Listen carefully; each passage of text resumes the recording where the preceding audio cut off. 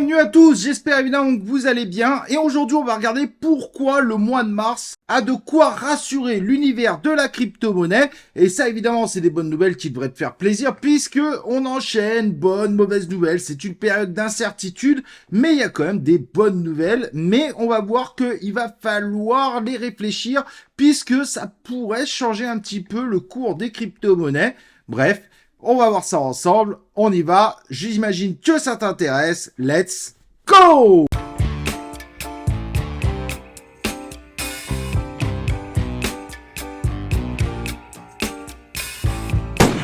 Donc comme je disais dans cette vidéo, on va s'attaquer un petit peu de regarder un peu ce qui s'est passé au mois de mars et il y a des bonnes nouvelles et des choses surprenantes qu'on va pouvoir analyser ensemble sur cette vidéo. Au passage, n'oublie pas évidemment de t'abonner à cette chaîne YouTube, d'activer les cloches de notification pour recevoir mes prochains lives et mes prochaines vidéos en notification. Et n'oublie pas le like et le commentaire pour soutenir cette chaîne, puisque cette chaîne est 100% crypto, 100% fun, 100% no bullshit, pas de lien d'affiliation, pas de projet qui paye cette vidéo. Donc tu sais que les projets qui sont présentés sur cette chaîne ne sont pas destinés qu'aux liens d'affiliation que je pourrais proposer, puisque j'en propose pas. Alors, notre ami Bitcoin nous a fait un samedi un peu plus volatile que d'habitude, mais ça reste évidemment très raisonnable, et un dimanche en positif puisqu'on a repassé la barre des 69 000, et ça va faire plaisir évidemment à une grande partie des gens qui sont ici. Du côté des cryptos, on est reparti sur une journée verte avec des résultats très intéressants, CKB plus 20%, et la plupart quand même en dessous de 10%, donc des petites hausses, voilà, c'est le week-end, ça bouge pas énormément, mais il faut faire avec. Et une domination qui, en revanche, ne faiblit pas pour le moment. Ça nous ennuie. En revanche, on aurait préféré de bien meilleurs scores. Donc, qu'est-ce qu'on va faire? On va regarder aussi quelque chose de très important, les volumes. Les volumes sur les exchanges. Et c'est très intéressant de voir que les exchanges ont un volume au mois de mars qui s'approche très fortement de avril 2021. Et je vais te montrer évidemment le Bitcoin en avril 2021. Et c'est le moment où le Bitcoin était au ralenti. Et le mois de mai, ça a été tout simplement le début de la chute du côté du Bitcoin.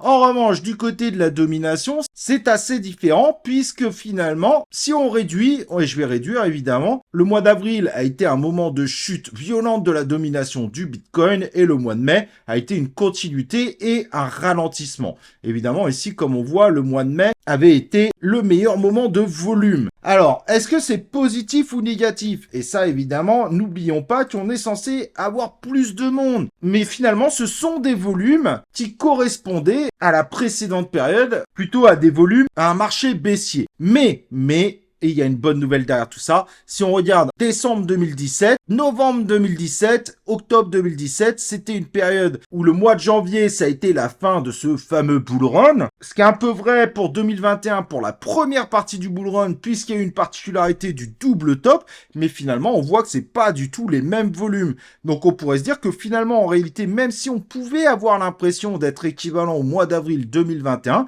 on serait peut-être plutôt du côté, en réalité, de pourquoi pas un janvier 2021, voire un décembre 2020, et qu'en réalité, on serait peut-être finalement qu'au début de l'extase. Ça, j'imagine que ça fait plaisir aux gens, puisque cela voudrait dire évidemment que notre marché crypto-monnaie se préparerait à un super bull run. Donc si certains pourraient y voir finalement une mauvaise nouvelle, si on regarde les deux derniers bull runs et qu'on compare à ce qu'on est en train de vivre en ce moment, c'est peut-être justement le début et pas du tout la fin ou le ralentissement final. Sinon, cela voudrait dire tout simplement que la crypto-monnaie, il n'y a pas plus de monde qu'avant et qu'on se retrouve avec autant de monde qu'en 2021. Alors, pour être transparent, certains le pensent en revanche. Qu'est-ce qu'on a vu sur ce fameux mois de mars qui, en fait, a été un énorme volume depuis pas mal de temps? On a le Bitcoin qui est passé d'environ 62 et qui a réussi à aller jusqu'à 73 700. Donc on a eu quand même des très beaux mouvements, plus 11 000, c'est quand même plutôt pas mal pour un Bitcoin qui est à 69 000 aujourd'hui, mais que certains amèneront du coup à cette incertitude, mais est-ce que le bull run est terminé ou pas? Les plus optimistes vous diront bien sûr que non. Et si on va voir le total 2,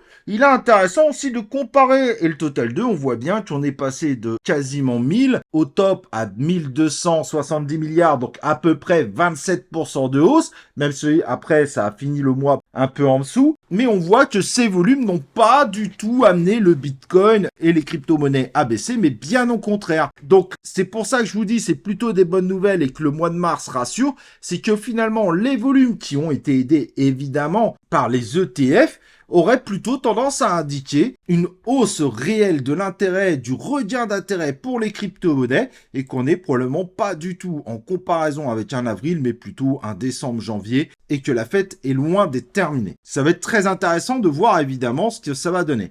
Autre chose très intéressante à voir, c'est que Binance récupère 45% des volumes. Binance qui a pourtant vécu une année 2023 difficile, une potentielle condamnation de 18 mois à 10 ans de son ex-CEO. Mais Binance, même s'ils ont baissé, puisqu'ils étaient avant à plus de 70% du marché, ils sont quand même toujours aujourd'hui à 45%, donc ils ont quasiment la moitié des volumes à eux seuls. Et on sait que les volumes sur Binance sont de vrais volumes. Donc honnêtement, on est plutôt sur une phase positive. On a eu un mois de mars en réalité plutôt très positif. On a un marché qui est plutôt en hausse, alors que c'était pas vrai en avril, donc on voit bien qu'on peut pas comparer les volumes de 2021 et les volumes d'aujourd'hui. On est plutôt justement sur une phase où on est en train d'amorcer réellement ce bull run, et comme on l'a vu en 2021, c'est plutôt à ce moment-là qu'on a commencé à partir en bull run au niveau des alts, puisque en réalité, on est plutôt à décembre 2020, janvier 2021, quand on compare volume, courbe du BTC, et évidemment très important, domination du Bitcoin. Alors évidemment, en termes de domination, c'est pas du tout la même chose, donc il faut quand même faire attention, ne partez pas bullish, jouez la volatilité, car si c'est plutôt positif de voir ça, vous et moi, on le sait, on n'a pas de boule de cristal, il faut toujours se préserver, nous sommes évidemment sur des investissements à très haut risque, et ne faites pas l'erreur évidemment de faire des all-in, de mélanger patrimoine personnel, préparation de la retraite et la crypto-monnaie. On est évidemment sur des types d'investissements complètement différents aux objectifs, même si parfois qui peuvent se rallier, doivent rester des objectifs différents, parce que c'est pas du tout le même taux de risque évidemment dans ce type d'investissement. Mais je pense qu'il y a quand même des choses très positives à en tirer, et c'est pour ça que je voulais faire cette vidéo, pour vous montrer que finalement, ceux qui vous disent que le bull run n'en est qu'à ses débuts, potentiellement, ce qu'on a vu au mois de mars pourrait nous indiquer que c'est en effet le cas. En termes d'indicateurs, on est en effet sur des possibilités réelles, que ce soit finalement un début de bull run, si on suit évidemment les anciens modèles, par exemple de All Season, et que on est loin de la fin. Et ça va être très intéressant. En tout cas, pour le moment, on voit qu'on arrive bien à rebondir sur la tendance haussière, comme on l'avait fait d'ailleurs en 2021, à certains moments de ralentissement, puis pourquoi pas repartir sur la précédente tendance, qui était encore plus haussière, avec, n'oublions pas, ce fameux halving qui apporte ce côté psychologique qui pourrait aussi emballer les troupes, puisque clairement, la crypto, le Bitcoin, surtout le Bitcoin d'ailleurs, est en train de monter dans les médias. De plus en plus de médias, même généralistes, parlent de plus en plus du Bitcoin, ce qui pourra amener de plus en plus de gens, évidemment, dans notre univers. Donc ça va être très intéressant de suivre, évidemment, ce qui va se passer, mais signer dès maintenant la fin d'un bull run, ça me paraît être un petit peu tôt. Il y a aussi des très bonnes choses qui sont en train de se dessiner. À mon avis, c'est bien dommage que les gens quittent au fur et à mesure la crypto-monnaie, parce que ça bouge un peu moins en ce moment, parce que ça risque d'être sport peut-être très prochainement. Si ça doit éclater, attention, ça pourrait éclater extrêmement vite, comme je vous l'ai déjà dit précédemment. Et en effet, les indicateurs qu'on vient de voir aujourd'hui nous prouvent que ça pourrait repartir très vite. Et là, tous ceux qui ont décidé de quitter parce que ça ralentissait un peu, bah comme d'habitude, seront les victimes, puisqu'ils achèteront toujours les choses beaucoup trop chères et louperont un bull run, comme certains l'ont déjà fait en 2021. Merci à tous d'avoir suivi cette vidéo. N'oubliez pas de liker cette vidéo avant de partir si ça n'a pas été fait en début de vidéo. Et nous, on se retrouve évidemment pour une prochaine vidéo ou un prochain live de C0.